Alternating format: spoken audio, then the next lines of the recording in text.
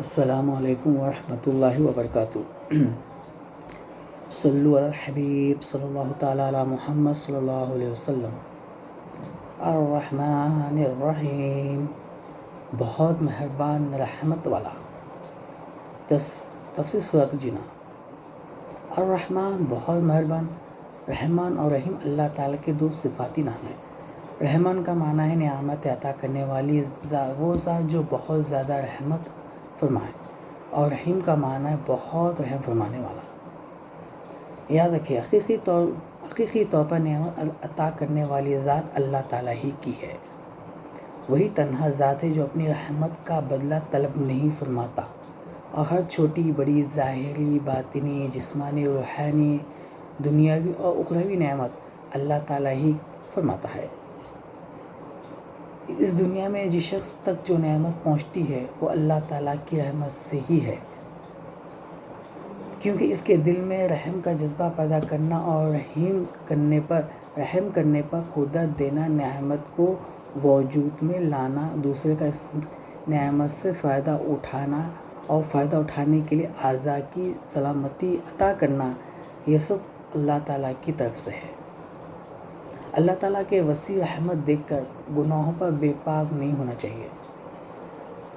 ابو عبداللہ محمد بن احمد قطبی رحمۃ اللہ علیہ فرماتے ہیں، اللہ تعالیٰ نے رب العالمین کے بعد اپنے دو اوصاف رحمان اور رحیم بیان فرمائے۔ اس کی وجہ یہ ہے کہ جب اللہ تعالیٰ نے فرمایا کہ وہ رب العالمین ہے، تو اس سے سننے اور پڑھنے کے دل میں اللہ تعالیٰ کی عظمت کی وجہ سے اس کا خوف پیدا ہو، اور اس کے ساتھ ہی اللہ تعالیٰ کے دو اوصاف رحمان اور رحیم ذکر کیا گیا، جن کے ضمن میں اللہ تعالیٰ کی اطاعت کی ترغیب دی گئی۔ یوں ترتیب اور ترغیب دونوں کا بیان کیا گیا۔ بندہ اللہ تعالیٰ کی اطاعت کرنے کی طرف اچھی طرح راغب ہو، اور اس کی نافرمانی کرنے سے رکنے کی بہت کوشش کرے۔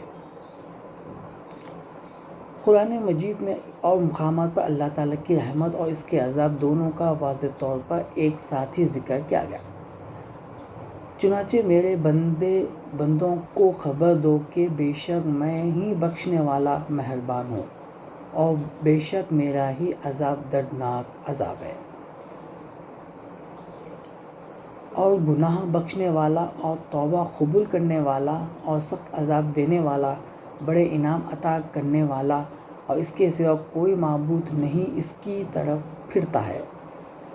نیز حضرت ابو ہریرہ رضی اللہ تعالیٰ عنہ سے روایت ہے، نبی کریم رؤوف رحیم صلی اللہ علیہ وسلم نے ارشاد فرمایا، اگر مومن جان لیتا کہ اللہ تعالیٰ کے پاس کتنا عذاب ہے تو کوئی بھی اس کی جنت کی امید نہ رکھتا، اور کافر جان لیتا کہ اللہ تعالیٰ کے پاس کتنی رحمت ہے تو اس کی جنت سے کوئی نا امید نہ ہوتا۔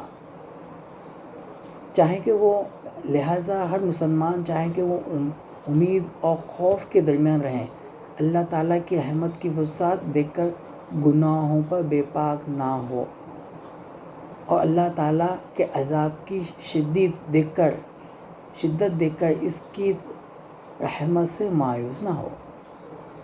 کسی کو رحمان اور رحیم کہنے کے بارے میں شرعی حکم: اللہ تعالیٰ کے علاوہ کسی کو رحمان کہنا جائز نہیں، جبکہ رحیم کہا جا سکتا ہے، جیسے قرآن مجید میں اللہ تعالیٰ نے اپنے پیارے حبیب صلی اللہ علیہ وسلم کو بھی رحیم فرمایا۔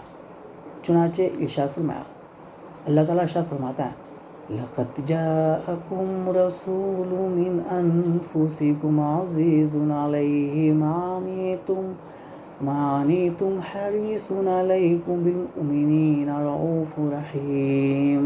سبحان اللہ۔